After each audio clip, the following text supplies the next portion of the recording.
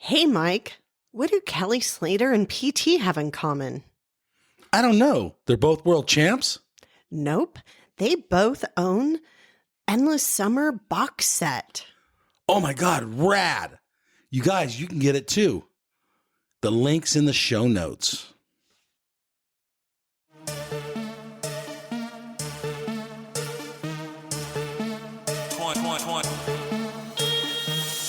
Foot out joke food. 100 racks on a surf dude. Slippery, big guns like Mark Food.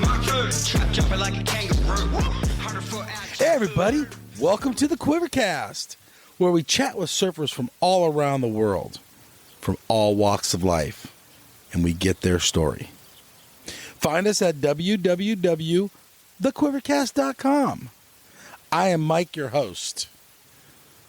Let's get into the show. Hello, everybody. This is Mike here with the QuiverCast. And our super special guest is none other than surfer Gary Clisby. How are you doing, Gary? Good. How are you doing? I'm good. You're a former pro surfer. How did you even start surfing? How did surfing come into your life? We were in Huntington Beach and ended up at the beach through junior lifeguards, I think. Oh, okay. When I was maybe 4th, 5th, 6th grade, we did junior guards with some friends in the neighborhood. That's when we learned how to boogie board and body surf. Okay. Ended up actually getting really strong because you're running on the beach and doing all that stuff. And then I think it was just one summer between 7th and 8th grade. Some friends of mine, we all decided we wanted to learn how to surf. So we got boards and we spent the summer learning how to surf. It was great. Really? Yeah. Okay. 7th, 6th grade. You 12, 10? Yeah, I think 13, 14. Okay, cool. So you're hooked. Yeah, no, we just spent a whole summer learning how to surf. It was with a friend, Donnie Orr, and another guy, Brian Fujimoto.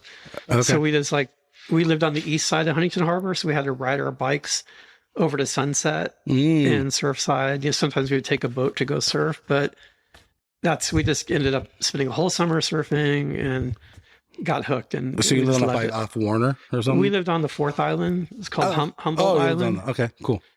So, yeah, but it was good times. Taking the boat, that'd be interesting. Yeah, it was super funny. We'd take a rowboat or a little electric boat. Okay. Or a dinghy, with a motor. Yep. And then sometimes you could paddle a longboard, over to where Bruce Jones' shop was on Coast Highway. Yeah. You could paddle over there, or you could park a boat at Peter's Landing and then run across the street there. And surf where? Anderson? Yeah, right there at Surfside and stuff. Okay. So what was your favorite wave? What was your go-to wave there? Because that beach is really, the waves change. We surfed Surfside, and then when we were riding our bikes, it was 33. Okay. Was the spot. Yep. And then I remember 33. There was another two flags that was kind of in the middle. Okay. Of the beach there. Yeah, it got really good. There was but I don't know why, but that 33 spot, somehow the sandbar got really good there. Because the turn, the beach turned right there. Is that what happened? I think so, yeah. Yeah. Okay, so how is growing up surfing Surfside? What was the other guys in the water? Well, Johnny Kissel. Yep, Kissel. It was one of the main guys. And there's just a few other local guys around there. It was kind of funny because, they kind of had a local thing there. Yeah. And I think we were just too young to know about it. You're just oblivious? Yeah. Kind of just I don't think it was ever that big a thing. Really? Okay. Yeah. So you just surfed and they just kind of left you alone? Yeah. I don't think we ever got too big of hassles or anything. Okay. And how's Surfside? Did you want to keep it and not talk about it? No. We don't. It wasn't some kind of a secret hardcore spot. Surfside local. It would be good and powerful and really, really hollow. Yeah, it got really good. But then there was times it's just terrible, south wind and most just of the junk. time. Yeah, but there were some incredible days out there for sure. At this point, are you guys all progressing at surfing? Yeah, no, we were all my friends and I, we all were surfing together and all progressing at the same rate and all doing the thing. But I somehow, for some reason, I signed up for the NSSA to surf in some contests. I first did the summer surf contest in Huntington, ended up making it to the finals and got last place. But then I was I'm going to try to do more contests. So I signed up for like the NSSA open season for like the whole year. Just one shot? Yeah, I just did the whole thing. Wow. Just ended up doing okay. I think I made a bunch of finals, and then That's pretty when good. that year was over, I ended up on the national team. Wow. So it all kind of happened relatively quickly. Wow. That's super quick. Yeah. Yeah. That was like the start of doing like contests and that type of thing. And what were your thoughts on the contest? And now you're signed up for the whole year. Were you stoked on them, or was it just I had no idea. Like the first event, I think it was at Black's Beach. And I think I might have got like last in the final. It was funny because like Tom Curran was in the events then. okay? And his mom was at the beach, and Yeah. like Joe Curran was like climbing the cliff like at Black's on a rainy day, like rocks were coming down, and it was just funny times. And it was just like, I think it was like PT and Ian were already there doing it and making it happen, Yeah. but it was just relatively small. Okay. So it wasn't like this massive What it is today? production. Yeah, it was like, going down with rash guards that don't fit and tying a knot in the back and, getting out there Yeah. and hoping you do okay. How were you feeling about contests? Like, were you bummed if you didn't make the final, or I or you didn't care? don't know. I was happy to do it, Mhm. but it was like, I ended up meeting Scott Farnsworth Yeah. from Huntington, and then somehow we became friends, and I think I started going to some of the contests with him as well that year. Okay. So we ended up becoming really good friends that year, and he's a year older than me. hmm I think we were in the same division at the time, Okay. Yeah. or yeah, I'm not sure, but it was like we were, just that very start. I think it was 81 was the year, All right. 80, 81. How's this contest? Are you starting to get more addicted to it? Or are you like just surfing it just because it was something fun to do, or get out of town, or like what was reasons? No, You don't- it was all of that. It was fun. Okay. Like, cause my parents would drive us to the contest. I didn't have a driver's license yet. Yeah. The way they had the contest structured too was up and down the coast. hmm So we would go all the way north up to like Central Coast, Yeah. Cayucas, and Wow. so it's kind of fun because you were going to all these Exploring. different beach communities, hmm and then at the same time it was relatively small. So you just start meeting all the other kids that surf along the coast. Yeah. Met a bunch of friends from like San Clemente. You start to meet friends that live in Central Coast. That was like kind of cool too, because then you could go to like Rincon, show up, and Yes. like a handful of the Yeah. best surfers in the water, and you're like, oh hey, how's it going? Like, and it's kind of that part of it was like really, really cool. How was it showing up to Central Coast and surfing it for the first time? Like a kid from Huntington. Yeah, no, the wetsuits were pretty bad, and it was just freezing, so cold. Like it We're was, spoiled nowadays, right? yeah, we were cold a lot, like, no doubt. Did you ever get into a situation where you're like, oh, the waves are too big, or it's like, I don't know, whatever the situation is? I mean, because we were foggy? we were in California, Okay. so like it wasn't as if we're in Hawaii where we're Yeah. like challenged with big waves when we're little kids. Yeah. So where we are in Huntington and that area, like, if it's too big, or, you may not get out that day, because Yeah. there'll be too much current.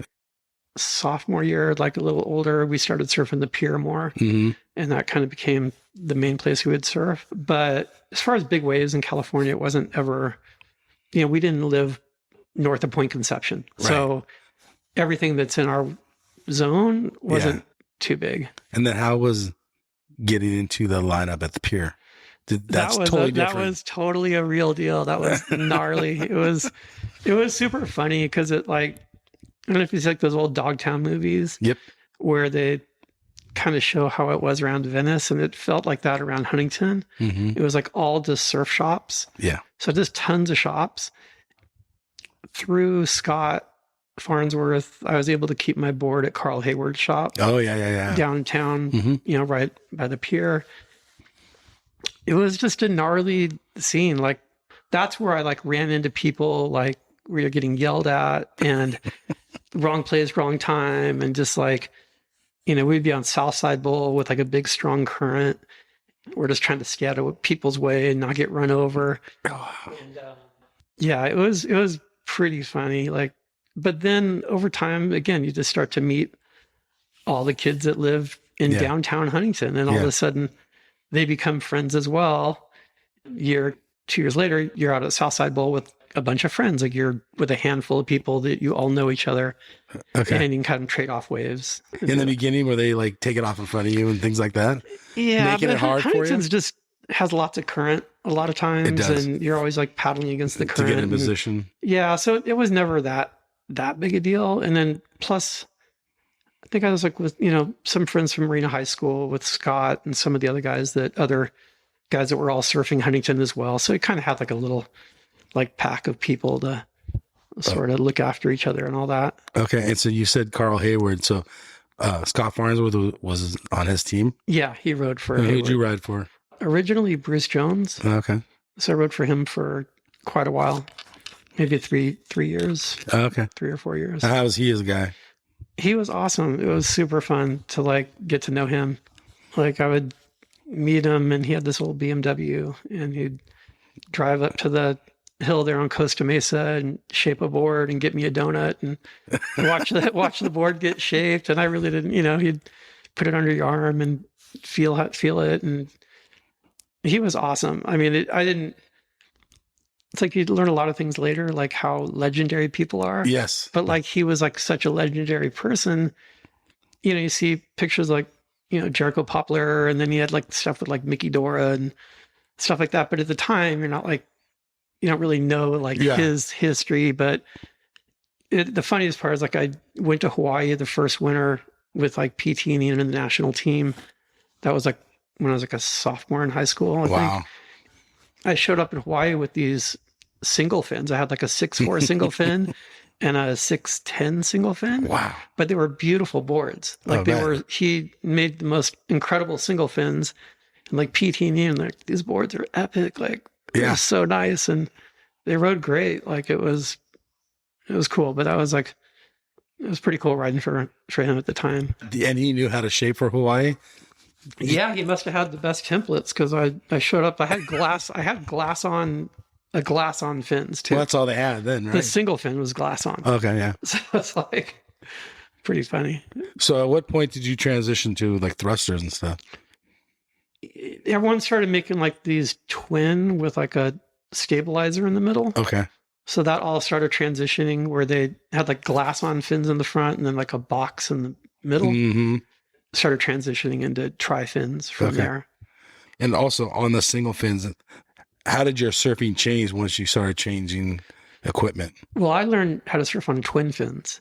Okay. So we were all riding twin fins. And then you went to the single fin in Hawaii. The single fin in Hawaii. Ah, gotcha. And then I think the winter after that, we started actually riding like, I only rode single fins in Hawaii one winter. Oh, okay. And then the next winter, it started to become like tri-fins. Where are those boards today? I wish I had those single fins.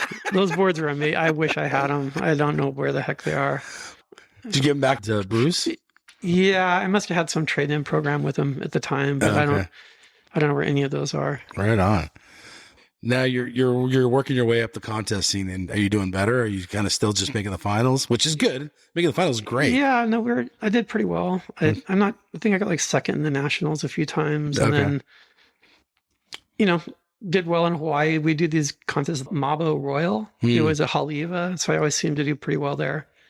And how were the waves? It was fun. We got to surf Haleiwa, it was mainly just us and all the Hawaiian kids. So we got to do that every winter, like in December. So that was a fun event. I think one year they had the like U.S. championships at like Makaha, and I got in the finals there. Freshman year, learn to do the contest. Sophomore year, then I was like national team. And then kind of just did the national team through high school. And we were traveling a little bit and just surfing a ton of contests up and down the coast. So you just loved it was super fun to do. Like, we got UGG boots and got our little national team outfits. So you guys all the outfits. Yeah, we got the UGG boots and the arena sweats.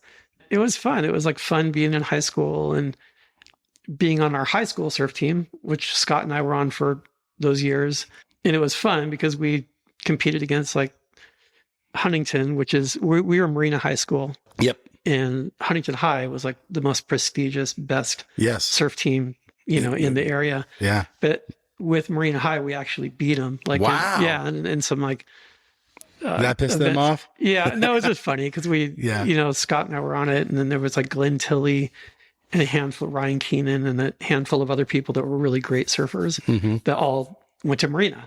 Wow. So, and they were all good competitors as well. Who were you surfing against at Huntington? Who were the kids, like the top seeded kids? I mean, it was like back to like John Kissel, and then Brad Gerlach actually lived in Huntington for a while. So he was there. And I mean, Huntington has like just a long list of awesome surfers downtown. I mean, there's, Bud Lamas and then all the way down, just the list could go on forever. Yeah.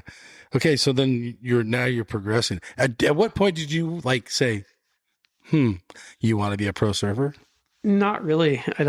It wasn't like this trajectory where I'm like, okay, I'm going to go pro and this is going to happen at all. It wasn't that at all. Like it kind of, I thought I was just going to go to college and then like maybe sell insurance. Like my dad had an insurance agency. So I thought I would just do that or do something similar to that. Mm-hmm. So the idea of like doing pro surfing wasn't in my like trajectory of like, I'm going to do this and I'm going to try to win this event and do that. Like it really wasn't what I had in mind. Okay. So you were just going to be a surfer that had a job. Yeah. And again, like getting to go to Hawaii and surf good waves over there and travel a little bit. Like that was like the funnest parts. What did you learn in Hawaii? Did you learn anything? It was just crazy because PT and Ian brought us over there when we were pretty young. I ended up spending like 20, 25 years, like going there every winter. Mm-hmm.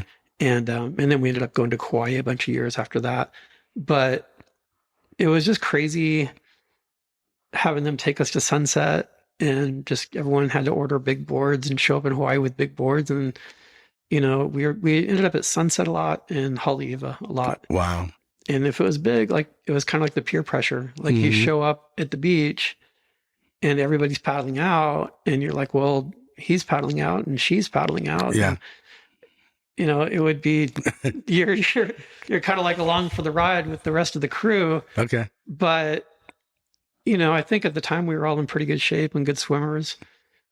PT, I remember surfing some really big days at Sunset with PT, where there was just literally a handful of us out. Wow. And same with Haleiwa.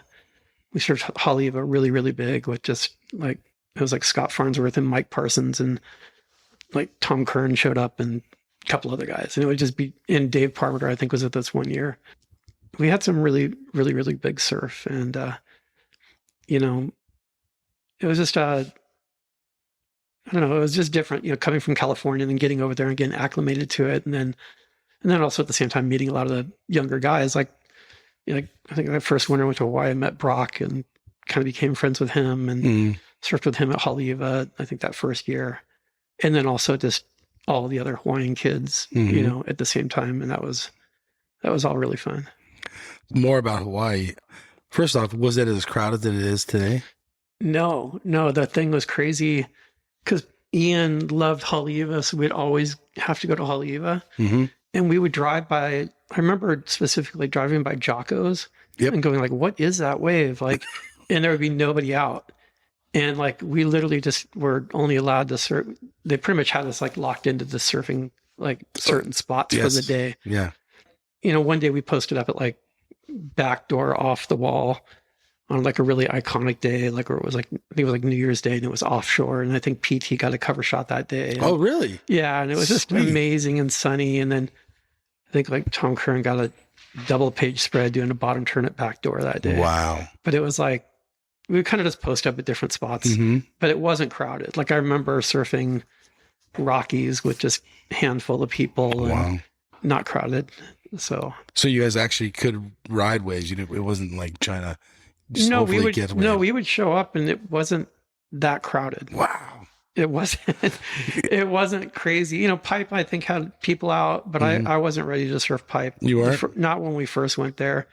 Like I would sit on the beach and like, some of the guys would try to go surf it, but I wasn't ready to do it yet. What about PT and Ian? Were they like, you guys need to go out, or were they cool just sitting there? No, it was crazy because somehow like Sean Thompson and some other established pro surfers had relationships with PT and Ian. So they would sort of like talk to us and here's where I sit at pipe. And you can sit at this other little wave next to pipe and poach some of those, or Wow, so it was fun. And like then the iconic guys of surfing there. kind of Coaching you guys. a little bit, yeah, That's rad. yeah. And yeah. of course, you guys all know who Sean Thompson is. Yeah. So yeah, what are you yeah. guys thinking? Are you guys No, I stoked? was just like a little kid. Like I was like, oh my gosh, this is Yeah. Sean Thompson, and he's Right. talking to me. Like, it was pretty cool. That's actually real fast. Let's go way backwards. You're a 13, 14-year-old kid surfing before the NSSA and being on the team and stuff. Did you have posters on the wall? Were you that kid? Yeah, I think we just started getting like, I mean, there was definitely magazines, and there was definitely a time when I had like a bunch of like pictures Right. surfing like on my wall, Yes. like a corkboard wall and all sorts of surf poster pictures. The summer that we were learning to surf, it was at my friend Brian Fujimoto's house. Mm-hmm. He had like a couple videos, like we had Big Wednesday on a tape. And then we also had like a surf contest. It was like the Coke contest in Australia. Okay. You guys taped it on the TV. Well, somehow we had that taped. And so we like would watch the same things over and over and over again. Yep. And it was, it was just classic, like, just seeing like Rabbit and PT and Ian and all those guys when they were younger and like top of their game. Yeah. Like on videos. And then when those guys showed up in Huntington, it was kind of a, at the time you didn't really know it. You didn't go, oh, there's a world champion surfer and all that. You don't really know their history, but we were excited like, oh, there's pro surfers, and, Right. and they're going to help us become better surfers kind of thing. Now go back to Hawaii. So the guys on the walls are the guys that are giving you advice to surf. Well, guess. I guess a little bit. Yeah. Yeah. I mean, that's part of like that whole transition, because as you compete and then start getting to higher and higher levels, then, fast forward to like being on the world tour, then you are actually competing against guys that you Looked up never feel like, oh, I don't belong surfing in the heat with them. Like, Okay. it was kind of like, oh my gosh, there's so-and-so. And it was cool because, over the years, you get to meet a lot of the people that you looked up to growing up, and they become your friends as well. And that's pretty awesome. Who was your big rival in the NSSA years?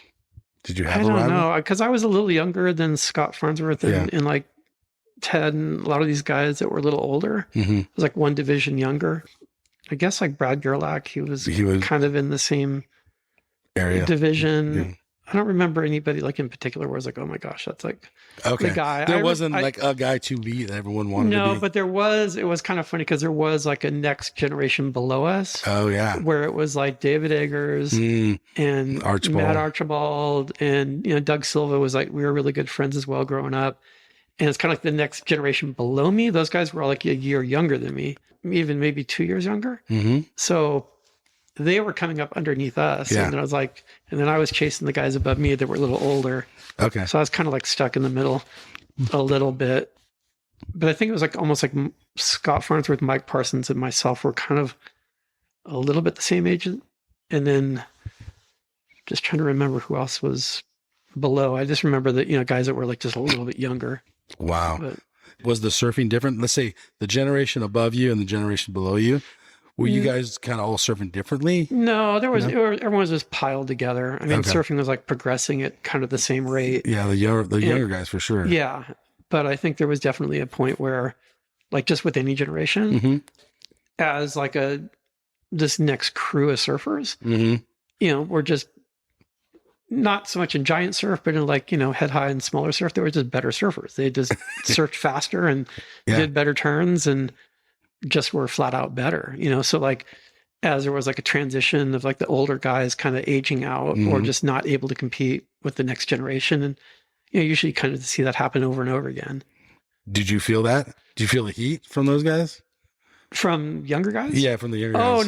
Not from them. No, I'm talking about more like as that generation, like when we came up and started competing, like on a professional level. Gotcha. I felt like there was those guys that are legends that are like 15 years older than me or 10 years older than me. And there was a pretty big gap. Like there was like, hey, these guys are surfing not in giant waves, but in small waves, which a lot of the contests were in small waves. Yeah. It was like, most of the guys that were younger coming up were just surfing faster and Yeah, again, it's like kind of like changing the guards a little bit. What point do you decide I'm going to turn pro, or how did it happen? I should say. Well, it happened like in '84. Mm-hmm. So there was a bunch of stuff leading up to this thing called the World Contest, which is in Huntington. Yep. And a few months, maybe a month or two. Is that why Gerlach moved there? No, he moved there, I think, just with his dad. Oh, okay. And he was just living in Huntington and going to school there as well. Got it. But no, there was a thing called the World Contest happening, and it was kind of a big deal for amateur surfers because there was guys coming from all over the world. I think a month or two prior to that, I got in a pretty major auto accident. Yeah. So at that point, basically got in this accident, drunk driver hit my friend and I. Yeah. And I ended up in the hospital, intensive care for like a month, still in the hospital for another month after that. So it was just like I was completely destroyed. Yeah. So at that point, I was just trying to get back in the water at some point. Mm-hmm. I ended up going to community college for the first, like that year. Okay. So as I'm like recovering, somehow they still put me on the national team because like, I got hurt, but I think I was like, you qualified or something? Yeah, I was actually like, I think I was like first or second in the ratings at that point. Wow. So impressive. Everything was like really great going into that. Yeah. Anyway, so I was totally destroyed, but I was pretty young at the time. I was like 18. So I was kind of able to bounce back physically because it was mainly bones that got broken, not muscle that broke. Oh, okay. Within like a couple of months, I was actually able to go paddle out and surf or try to surf. Yeah. So I remember like PT taking me down to the beach and we were trying to get in the water at Bolsa Chica or something and paddle around. And I was just like stiff as a board. But over the course of that whole year, I surfed the NSSA contest again and I was still amateur. And I think something happened. I don't know why, but like after this whole year, the national team, I think, was going to South Africa, or there was a South African leg of the tour coming up. And somehow Scott Farnsworth was turning pro. And I think some other people were going pro. So I was like, well, I guess I'll go on this trip and compete as a professional. And I think I ended up making some money there. And then going, I think, to like the OP Pro and making a little bit of money, and then going to like East Coast and making a little bit of money. And so it's kind of like, it was like happening. It was sort of happening. And I think it was right when Bob Hurley was doing Billabong. So yeah, he gave me some clothes and PT helped me get like a wetsuit sponsor. I ended up riding for Victory.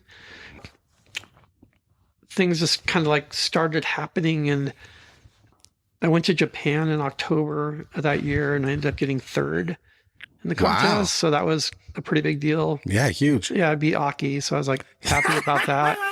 And then we went to Margaret River and I think I got like 9th. And then we went some other spots on the East Coast. So is this all ASP? Yeah, this is all the ASP stuff. So things just started kind of like just happening, falling together. And I had a sponsorship with Billabong where Bob was helping me, like doing the thing with equal prize money. Okay. So you spot like, so cool. like as I would progress and do better, I would get paid more. And by the end of that year in December, after Hawaii, I don't think I did well in Hawaii, but we ended up doing a contract where I actually got a real thing where I got my airfare paid for to go around the world and a little bit of money. And then got paid also from like some wetsuit sponsor and Huntington Surf and Sport and some other sponsors, kind of piece them all together to create like a little program so you can actually go out and do it. And then from there, I ended up competing for a few years after that on the tour. Okay, so let's break some of that down if you don't mind. So you get healed up, you have your injury, you heal up. First off, how hard was it to get back into the water and surf, and how did you feel? Yeah, it was really, really hard because I was like, at UCLA up there for like a month in intensive care. Yeah. Then I think I was another month, like just bedridden. And then at that point, the doctor was like, well, you can walk. And like, well, can I surf? Yeah, there's no reason why you can't surf. Really? So, okay, cool. So like I went from a wheelchair to basically paddling out and surfing. Wow. That's I think incredible. It just over the course that whole year after the accident, like I just kept getting stronger and doing exercise and going like, have like a gym program and stuff like that. Okay. So that's sort of how that came together. But at the time, I was happy to do school and continue on doing that, but it wasn't as if I was like, oh, I'm going pro next year and I'm going to go be a pro surfer. Like I kind of sort of fell into one thing led to another, and that's kind of how that ended up happening. And what was your motivation? I mean, of course you wanted to get out of the wheelchair, I guess, right? Yeah. I mean, was surfing part of the motivation, or no? I mean, I mean, just want to get healthy. You want to get healthy? It's just like, I want to be with your friends again. And be surfing and be mobile and all that. So it wasn't. There was like, I think the idea was mainly just get out of the, get out of the hospital and get back in the water. The other thing is, you were talking about piecing sponsorship together just to make a living, like a little bit, right?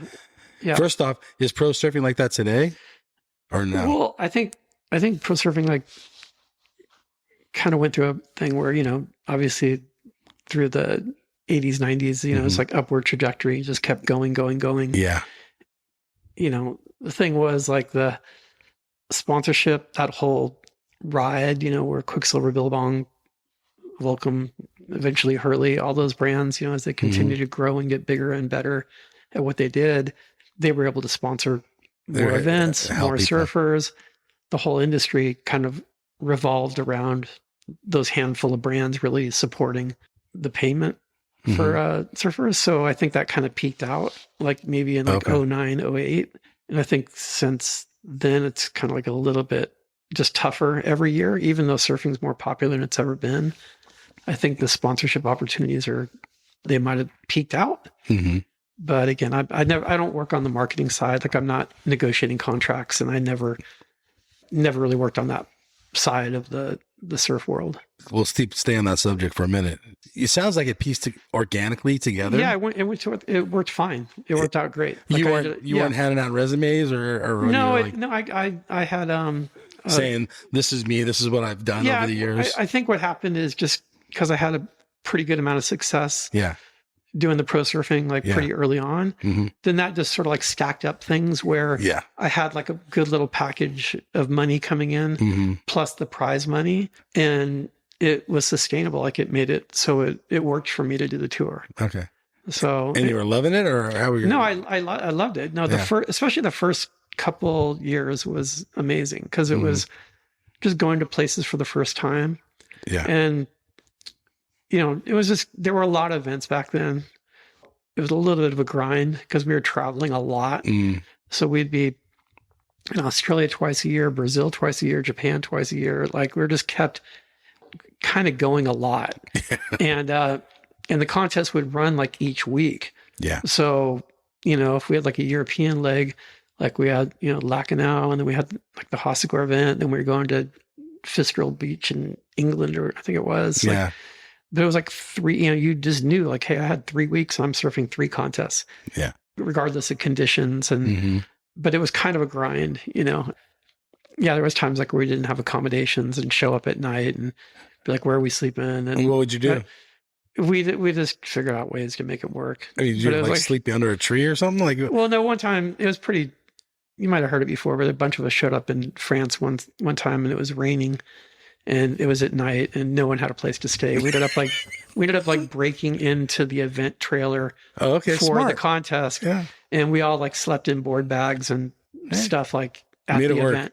That's right. I've never heard that. Yeah, that's right. Yeah, it was pretty funny. We were just like, that wasn't all the time though. Like then, there were other places like where surfers were well taken care of. Like in Japan, most people had a Japanese sponsor. Oh, okay. So you'd get to the airport, you'd be picked up, and there would be someone there to take care of you the whole trip. Wow. So it made it easy to travel there. Yeah.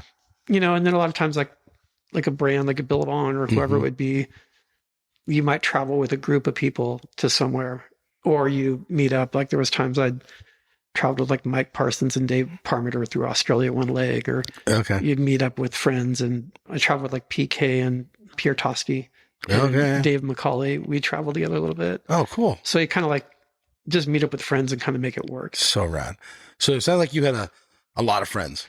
I think so. In pro surfing. Yeah. Right? Surfers. Yeah. I got to meet a lot of my heroes, and then also meet guys my same age. Did you guys have a bond more than just surfing, or was it pretty much, this is our common denominator and you get to learn about them, or like, how do you make friends with your competitors? Well, my question. Yeah, it's hard. Yeah. Cause that's the other part. It's like, you know, you might be traveling with a group of guys, and it felt like the pro surfing thing was pretty young, even though contests have been around forever. Yeah. Like the idea of like having all these events and traveling so much was, a lot of guys were pretty young, not a lot of supervision, just kind of off and going. So no one had like a sports psychologist or like someone to look after you, or like, how are you doing before your heat? It's like, you know, like, it's like more like you and your friends, and like, oh, I'll watch your board, your spare board while you paddle out, you know. And then Billabong had it pretty organized for a while. I had Derek Hind coached us. Oh, wow. For a few years, and that was super helpful. Like, he helped me out quite a bit when I was like just starting to do it. I don't know. I just think that you're friends with these guys that you have to beat later on that day. There's that part of it as well. Like, I got to meet Rabbit and be good friends with Rabbit, and then we competed against each other. And you know, it's like, do you ever feel bad after you beat him in a heat? I mean, or vice versa? No, I mean, but I would be pissed. There were parts like the pro surfing, because it was still like there were a lot of things still changing in pro surfing. Yes. As far as like priority. Yes. You know, they used to have that priority buoy that you'd paddle around to get priority. Yeah. Because like I would have to use that because I'm a pretty small person. And like I would surf against like Hans Heidemann, who would like paddle over me and around me and just destroy me. So I had to go like paddle around my buoy to get back into the lineup to catch a wave. You know, so there was a priority buoy. There was also the interference thing. Like there was times where I lost on interference, or it was just I got smoked because like, you know, one of my older heroes like decided they're going to get me on paddling interference or something. Like, so it's like, and they just had some pretty weird rules, like where you could be down the beach far away from somebody, but if you were on the same line and took off on the same wave, then it would still be interference. Yeah, I remember that. So it was just some weird stuff that doesn't exist anymore. Yeah. And how many waves do you have to catch in the heat? I think it was I think it was 3. 3? I think it was top 3 at the time. Okay. I did the amateurs were top 4. Wow. Yeah, but then also like in doing surfing and then going from like competing in a format where you're surfing with like 4 people in a heat or 6 people in a heat to getting to the man-on-man, like the man-on-man competition was fun. Like that was really great because you're like right there. You know, you have an announcer, you feel like you're getting scored properly. It's like doing the man-on-man competition was great. Like that was a super fun thing to learn how to do. And that's hard too, because you're like, I guess you're talking about the trials where it's a 4 or 6 man, right? Correct. And then you're going to go 2 man. Yeah. So your whole headspace has to change. Yeah. So they used to have the trials. There was like I think almost 2 years where I didn't have to surf the trials every event. Rad. Because I ended up like 33 and like 30 something else. So cool. A couple of years, but it was like top 32 is really the cutoff. Yeah. But what happened is like, I think Mark Richards and some other guys were retiring. So then I still got the seat for most of the year. Yeah. Yeah. They used to have the events where it was always a trials format to start. And then there was the main event. So once you got out of the trials, you went into the 33rd round, then it was 17, then 9th, 5th, 3rd on up. Okay. So it was kind of like, that was just how it was structured. So they would usually have like a trials event that was started, you know, for like maybe 2 or 3 days. And then they had the main event.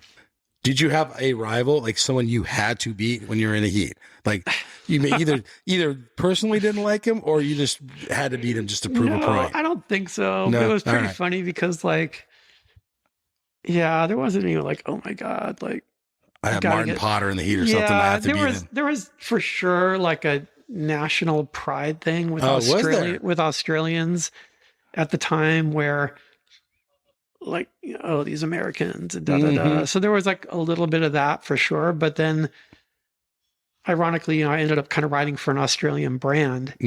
And so I ended up traveling with some Australians as well. So it didn't, it was there, but it wasn't like Brazilian Storm or something like that. It wasn't,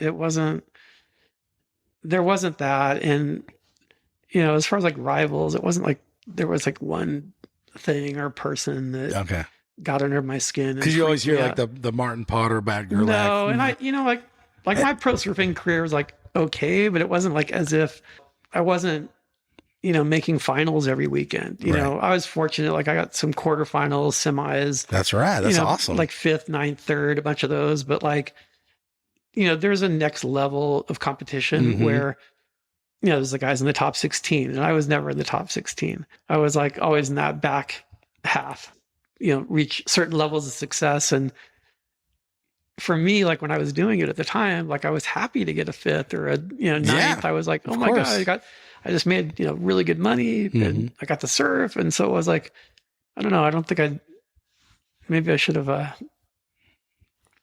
created some better goals or something, but it was like, at the time I was so happy just to do what I was doing. I was super happy just to travel, period. Like, and do what I was doing was like fun. The only thing with the tour at that time was the amount of events that they had going. It became quite a burnout because you did so many events that it just ground people down. Yeah. And that was the part that was a little bit of rough, but it was still fun to do the travel. You also said earlier in the conversation that, and you said right now you're traveling the European leg, you're surfing 3 different beach breaks in three weeks. Yeah. Right.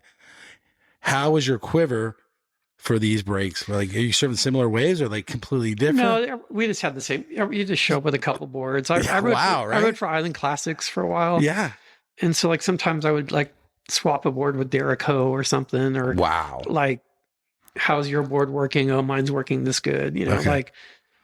So you had like everyday boards, basically. Yeah. And then Hawaii was a real big deal. Like Hawaii, of course, you'd always order up a whole bunch of boards and, double up on all your sizes or triple up. Yeah. So I'd have like, over 20 boards like for a winter in Hawaii. Okay. But for the regular traveling, you're just traveling with like a few boards. And then there were a few times like we showed up like at Margaret River one year was giant and I borrowed a board. And then like same thing in France. One time we ended up like at Hossegor, it was giant. And I rode like one of Pierre Tosti's boards, I think. Oh, okay. So it's kind of like, I think it was just kind of early days in pro surfing in that sense. Like, we were kind of all just traveling around with a handful of boards and it wasn't, it was advanced, I guess. Is it today?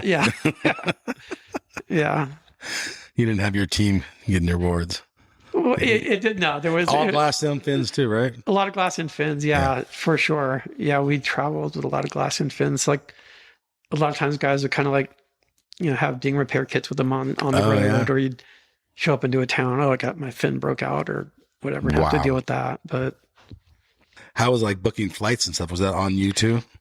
Yeah, there was like one travel agency out of Los Angeles. I think it was called Par Avion, and they booked a lot of travel for a ton of people. Oh, okay. So they would help like coordinate passport visas and stuff like that, for traveling. But it was a lot of you're just doing on your own, or I think a lot of it had to do with like the ASP. Like they would assist. Like I think Pat Cans and there was Meg Bernardo, and they ran the ASP out of Huntington. I think as you had like legs up, they go like, oh, we need to book tickets. And, they would help us like get the itinerary set. So we showed up at the right time, left at the right time kind of thing. There's a lot of work there. Yeah. No. For you guys were working hard. Yeah, because we were traveling a lot. Yeah. What do you think your pro career would have been if it was like today, having a team? Oh, no, it was super funny because I talked to friends that were like, kind of did it back then. And like, oh man, like, because I did it for like, not that long, really. Right. I did it like 4 or 5 years. Yeah. But it's a ways though. Yeah, but not like I didn't just grind it out and keep going forever. Yeah. But it is crazy because like as my pro surfing whatever thing kind of came to an end and I started working for Billabong in sales, to watch the trajectory of pro surfing and the way things went and the money that got spent, it was like pretty cool. Like if you were on that next generation of surfers, it's like definitely a different story, the way things went for a lot of guys. And also there was like, as the surf industry was growing through those years, like there was so much more money in advertising and, the print media was such a big deal. So it was just like, it was just totally a different time. Like just the way that, the money was spent for like advertising and sponsoring athletes or marketing a brand or marketing products, like this, the whole thing. It was just on this, just everything just growing and growing every year. You spoke about the print media. So you made a cover too, right? Yeah, I got on actually in high school, I got on this thing. It was like with Surfer magazine, like it's called Surfer Style. And then I ended up like on a surfing magazine cover and then magazine cover in Australia. And Oh, really? I didn't know. some other stuff. But it's like the combination, like working with photographers and then also competing, that was like a whole nother thing for pro surfers back then. So if you were able to go shoot with like, Flame Yeah. or Aaron Chang or Jeff Hornbaker or whoever, like those guys were like the premier top tier photographers. So like your relationship with the photographers that you were working with, that was a really, really big deal. If you showed up at the beach and it's Rocky Point, oh, there's Aaron Chang, like he's shooting and there's so-and-so shooting. And you're just hoping that like, okay, hopefully I'm getting some shots. Yeah. Everything kind of moved a lot slower back then, but the whole season for Hawaii might finish up. And then, I could go, oh, well, did I get any shots? Is there anything good? And then like, you'd hear, oh yeah, you got a shot coming out here or a shot coming out there, Wow. and that relationship, surfer photographer relationship, was a really, really big deal. You wanted to work with the best photographers, and also it was expensive. And also every time they kick off the beach, they only have so many frames in that camera. And it's So, film. like, yeah. And so everything is elevated. Like, oh, well, I thought I got the shot, but there's a water drop like right on the lens. Like, stuff like that where you're like, oh, well, I didn't It's get out it. of your hands. And at the time, it seems like they wanted like good, sunny, like they wanted nice conditions, like the clouds would roll in. You could be surfing pipe, like best day ever, and it's cloudy and rainy and drizzly. There's you're not getting any photos. Right. And you wouldn't even get any photos at pipe in the mornings before the sun came up because like that's just not happening. And then by the time the sun comes up, it gets crowded and you go in because you can't even get a wave. So it's kind of like there's funny things, but the photography, working with the photographers and doing that part of the surf biz, especially as like a younger pro surfer, that was a big deal. And there were some guys that didn't even want to do the photography thing. They didn't want to call a photographer or do a photo session or go on a surf trip. They just wanted a surf contest. Mm-hmm. So there's some guys that were like, don't need to do that. And I'm not going to do it. And then there's other guys that only did surf photography, only did the photos. And there was that window of time where there's a lot of guys traveling around doing the tour stuff, traveling all over the world. Yep. And there were guys living at Salt Creek or living, wherever the beach is and getting photos and ending up taking up most of the pages of the magazines. Meanwhile, you're in Florianopolis or something in Brazil. Right. And then the magazines come out and you're like, why are we not in the mag? Like, even though you may be able to surf better than the other guy. Well, technically you're out like trying to compete against the best guys in the world. And then meanwhile, some guys getting a double page spread for pulling it. And there's certain guys, I won't say any names. Well, that we all know the names of the 80s and stuff that every magazine you open, they have 5 pictures in there. Yeah. But it's fine. It was like, probably with I guess it was just like what between the media and the photographers and the advertising, it's like what made sense for them, I guess, at the time. Yeah. And then also there were like, we didn't really have that many like full-time photographers following the tour. Yeah. So it wasn't, and the tour wasn't even that good waves a lot of times. We were just in junky beach breaks and funky waves. So it wasn't that often where we had like incredible conditions. And then beyond that, they don't want to usually run pictures of the guys wearing jerseys, versus like a guy wearing a bright colored wetsuit or trunking it down at a beach break in South America or something. Right. So the cover of Surfing, right? Do you remember that wave? Or was that was like just a wave at Natividad. It wasn't a very good wave. Okay. It wasn't. It was more just like the lighting was really, really good, like front lit with all the bright pictures and stickers on my board and everything. So it was just the perfect. But it wasn't. It's not a like spectacular photo where I'm like, oh my gosh, I'm so happy this is on the cover. Like, so you weren't that stoked, or like you're stoked to get the cover, but it's not. That's huge. There's only 12 a year, right? But at the time, of course, you'd rather get a shot of yourself sort of in a big barrel somewhere, or just something a little different. But that's just the way at the time. Surfing Magazine in particular, they really liked to do these tightly cropped photos that were front lit. Okay. So a lot of times we would end up in Natividad or in Hawaii at Rocky Point. So like if you go back and flip through all those mags, there are like tons of photos like guy at Rocky Point smacking the lip, like, tight. You're right. Yeah. But it was like, because I think the idea was they thought that to satisfy a lot of the advertising and everything and to keep growing the industry or the sport, they wanted this certain look. Okay. What do you think of magazines not being around anymore? It's a bummer. It's a bummer. Yeah. I mean, it's just a bummer because, like, you can't go backwards and, like, be upset. Like, here and now is fine. It's like things are great. But, it was cool to have, in the sense, kind of like layers of, there was like a photo editor, there were editors, there were people that like trying to tell stories and get facts straight, portray things like that really happened. And then you like fast forward today where it's like, oh, I'm on TikTok just making up a story, or I'm, like self-directed.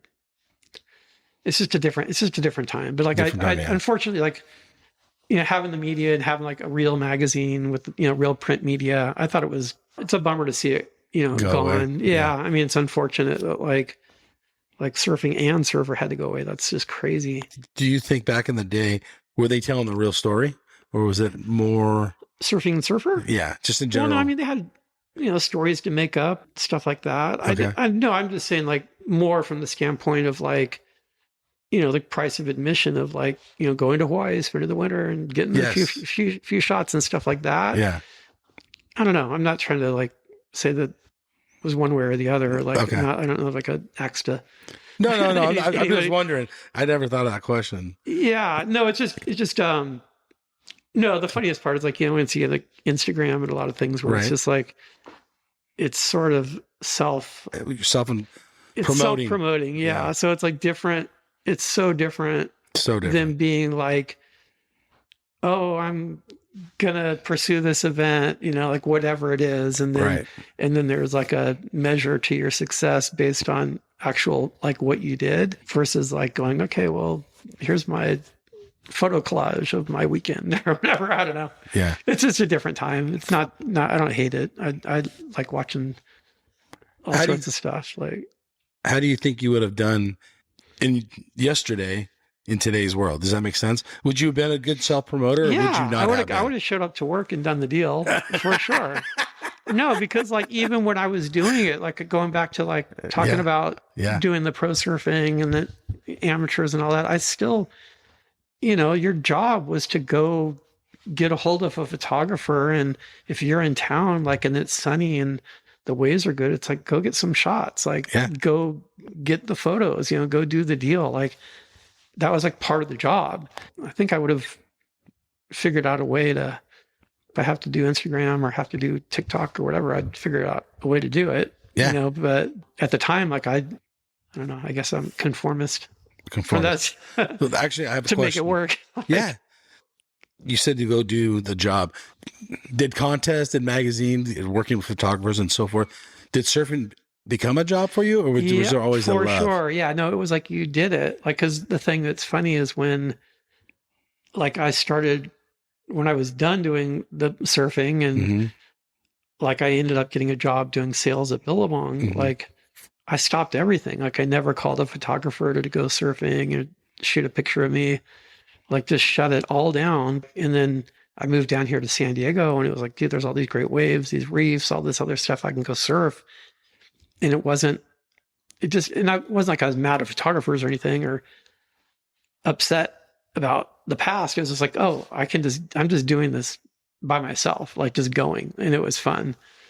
It was just different too. Like once you kind of leave doing competition and doing like, I guess, self-promotion, calling photographers and doing your job. And then you go back to work on like a sales thing with a brand. Yeah. Then you're like working for a paycheck and you're doing like a super tangible thing where like, hey, I just sold X number of board shorts. I'm going to get a paycheck. And once that product ships, so you're kind of like doing things that are super easy to quantifiable and put them on paper versus just kind of off doing the other side of things. And how did surfing change for you then? Mentally or personally? I guess. It was funny because when we moved down here to San Diego, Peter King was still living in town here and ended up, surfing La Jolla a little bit. And I just kind of got on this thing, just surfing Seaside in the afternoons or surf Oceanside in the morning, La Yeah. Jolla Reefs in the mornings or afternoons. It's just, there are a lot of good waves down here. So it was good times for sure.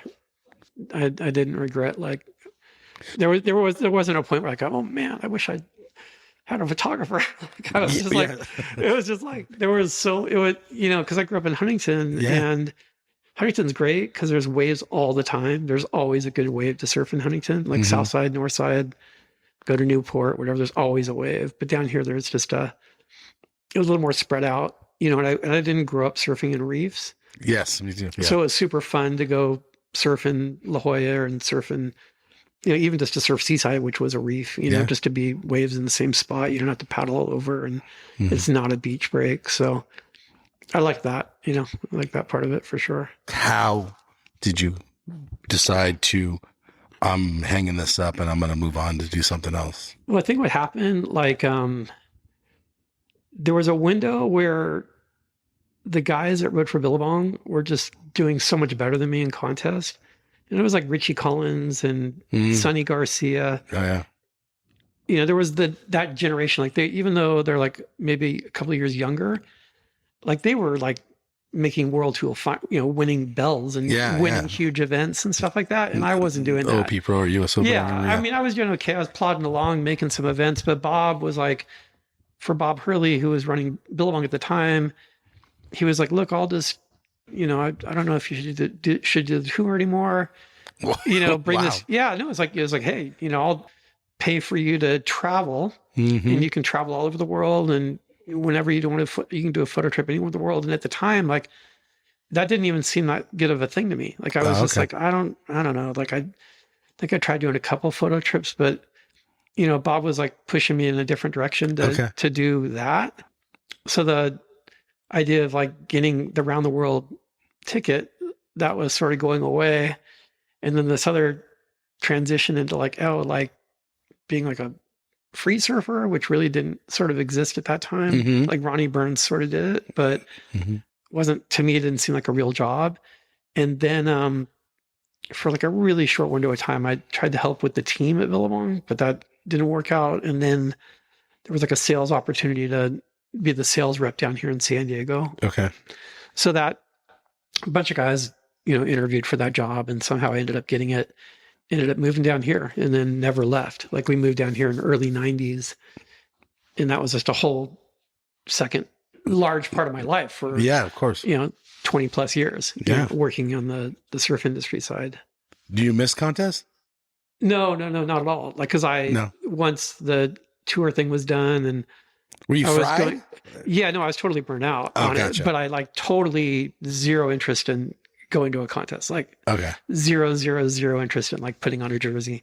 Even today. Yeah. What I mean, if someone wants to go, let's do a tube riding contest somewhere, I'd show up at that for a second. But but not the idea of like, oh, I got to go beat this guy and It's like, no, it's like my time's like come and gone. Like, I was totally happy to compete, and it was super fun. Got to compete against a bunch of my heroes and all that. Yeah.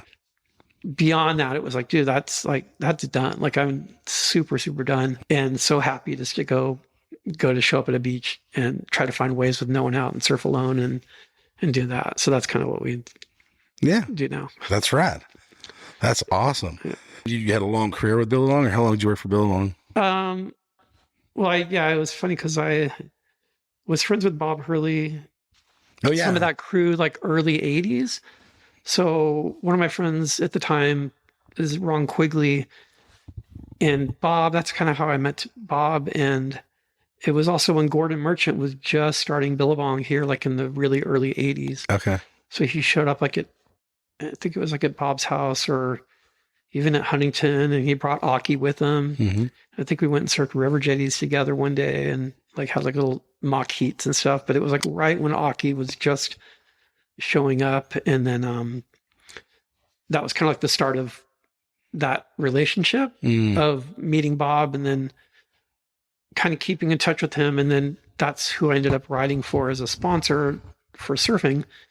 And then like in early 90s, as my surfing career kind of fizzled out, the sales opportunity came up with Billabong, and that's kind of like I started that like in the early 90s and then stopped working for Billabong probably about like 5 or 6 years ago. Wow. Long career. So yeah, I got a long time. yeah. So we kind of made it through like multiple forms of Billabong because there was a time when Bob did it from like the early 80s till around like 98, 99. And then from there, like Paul Nadet and Gordon, also still on board, ran the brand for a long time. And then it kind of like, since them going public and then changing hands a few times, there's kind of like different incarnations. But you hung around the whole time.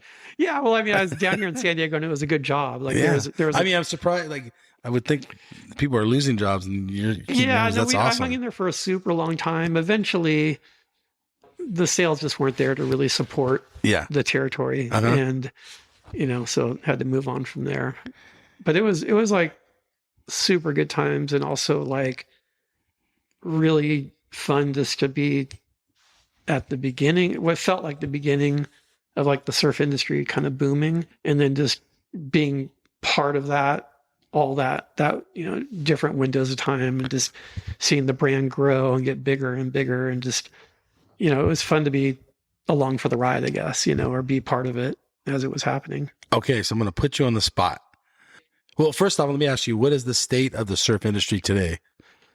I mean, I think I have friends that are still reps that work with the brands, and they said like through COVID, they had some of the best years they've ever had. Well, so they crushed it somehow through that time period. And the thing is, like those iconic brands like O'Neill, Rip Curl, Quicksilver, Billabong, even Volcom, Hurley seems like they're getting diluted because they got by kind of different pathway for what they're doing. But like those handful of iconic brands are still giant, important brands to people. They still are kind of like the foundation, like of is the surf industry. Yes. But as far as like the peak of the industry is like happened way back. I mean, that was like, you know, 10 years plus ago, you know, like some people say it's like 08, 09, you know, kind of when things did it. I don't have all the sales numbers in front of me, but I mean, there was like that window where, you know, Billabong was huge at one point where they were really profitable and they were buying up other brands and they were good time to be like, you know, around. It's, I guess the point to me, like the funnest part to me about being in the surf industry is while things were on an upward trajectory. Yes. So you're everything's growing, getting better for you. When you're growing every year and you're going like, oh, I'm doing better. Like I made X number of dollars this year and now I make 15% more and another 20% more this year. And you're just like going. So as things are going, it's super fun.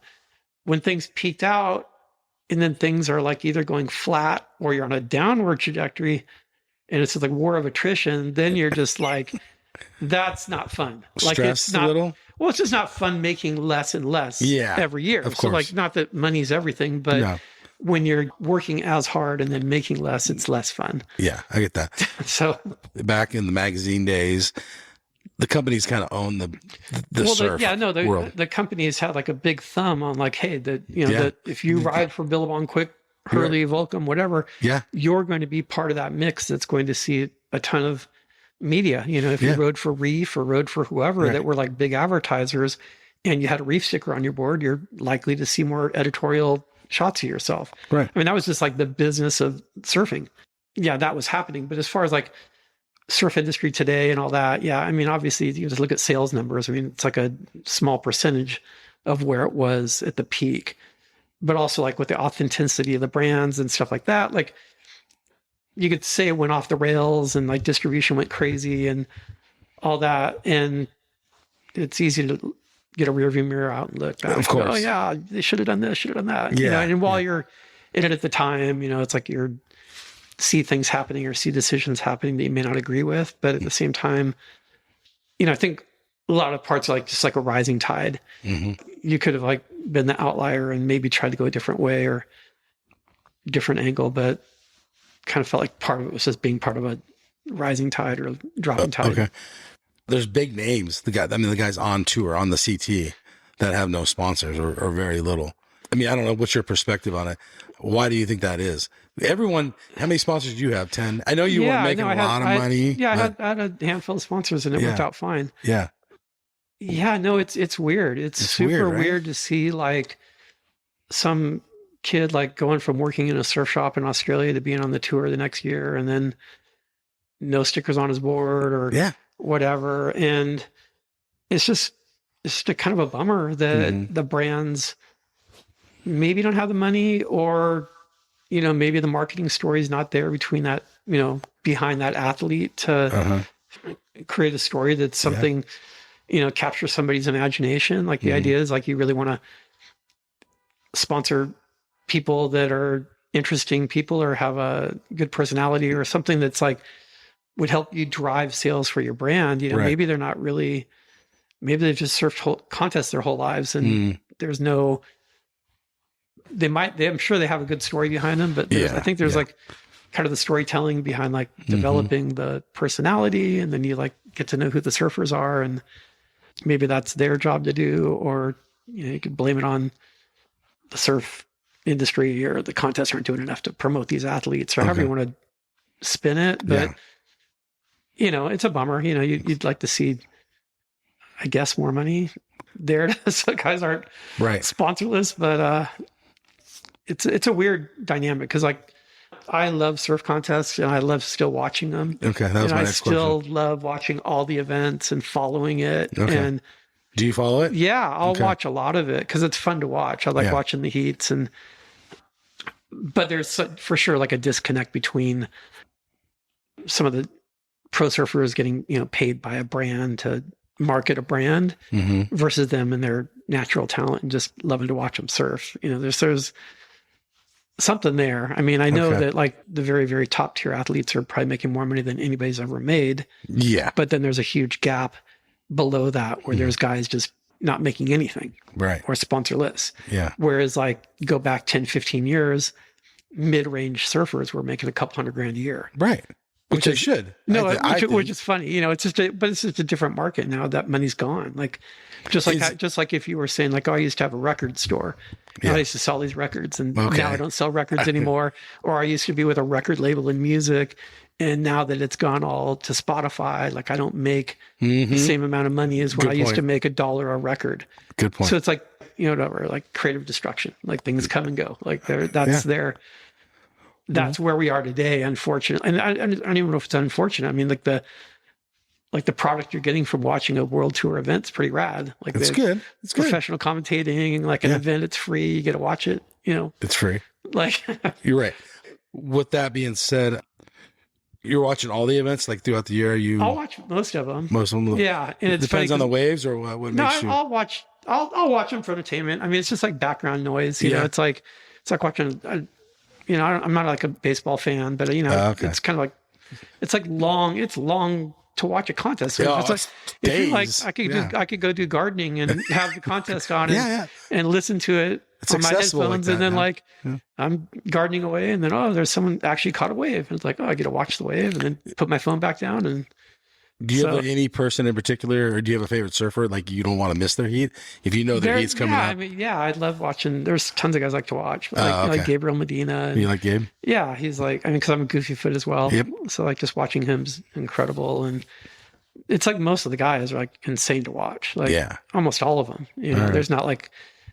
There's hardly any guys where I'm like, oh my God, this guy sucks. I don't think that. I mean, there's some guys that just grind it out. Yeah. You know, and you're just like, okay, whatever, he's going to grind it out. Yeah. But then there's other guys who are just like, oh my gosh, this is just so next level, like what they're doing, and in all conditions, they're still surfing incredible. You know, but then you tune into events where the waves are actually great. You know, like it's still incredible.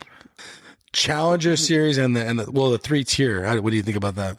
I think it's good. Good? Yeah. Would that have worked in your era? Yeah, I wish they had it. Oh, do you? Oh, yeah. Okay. That would have been way better because... You didn't like the trials? Well, it's just it's a grind. I gotcha. Understood. So when you grind it out for 26 events versus like if you're already a top tier athlete and you're competing, you'll get through that qualifying thing, and then it just speeds everything up. Yeah, because if a guy falls off, then he can compete through that second half and get back on again. Yeah. So I like the change they did. You like the cut? In theory, I like it. In theory. Okay. Like, because it makes sense. Because if you're, I mean, the other thing, everyone just wants entertainment and they want to see best surfers, best waves kind of thing. So it's like, if you can shorten the length of the event, Okay. and then they can serve in better quality waves. Yeah. It's like just more entertainment versus just a grind, like having those like non-elimination heats and stuff like that just kind of wind on forever. You know? Yeah. Good point. All right, everybody. This is Mike and Gary Clisby, and we're out of here. Thank you for joining us. Bye. 100-foot out joke poo. 100 racks on a surf dude. Slippery, big guns like Mark Fu. Trap jumping like a kangaroo. 100-foot out joke poo. 100 racks on a surf dude. Slippery, big guns like Mark Fu. Trap jumping like a kangaroo. You know we don't fuck with no kooks. Your boo on my didgeridoo. They calling me dude. I'm stacking the loot. I'm ripping your chick in the coop. She grabbing a hold of my leggy. They jelly, they Gucci my weddy. The friends of Giuseppe, the chain is so heavy. She think that I'm charging the Eddie. 100-foot out choke poo. 100 racks on a surf dude. Slippery, big guns like Mark Fu. Trap jumping like a kangaroo. 100-foot out choke poo. 100 racks on a surf dude. Slippery, big guns like Mark Fu. Trap jumping like a kangaroo. Surf trap, I'm stacking that money. Cash. Your shorts a red Ferrari. He starts to calling me Dundee. Diamonds are surfing McFlurry. She want me to teach her to surf. Splash. I'm pulling up, ripping the verse. I'm leaving these kooks in the hearse. They get moved 100 foot on their head. They get work. 100-foot out choke poo. 100 racks on a surf dude. Slippery, big guns like Mark Fu. Trap jumping like a kangaroo. 100-foot out choke poo. 100 racks on a surf dude. Slippery, big guns like Mark Fu. Trap jumping like a kangaroo. You know we don't fuck with no kooks. You know we don't fuck with no kooks. You calling me dude, I'm stacking the loot. I'm ripping your chick in the coop. You know we don't fuck with no kooks. You know we don't fuck with no kooks. They calling me dude, I'm stacking the loot. I'm ripping your chick in the coop.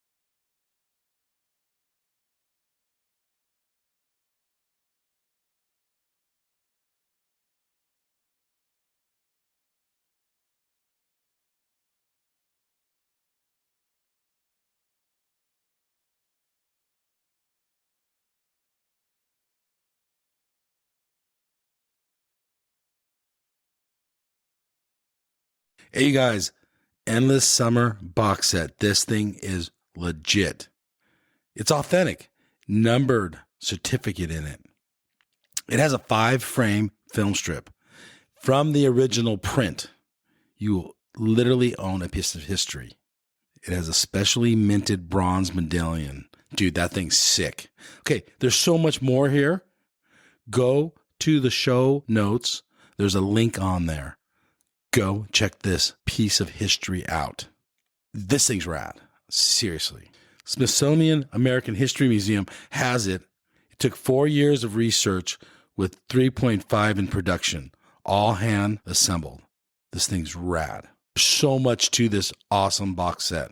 Remastered DVD, sharper images than the original film, but dude, this thing's so sick. Link in the show notes.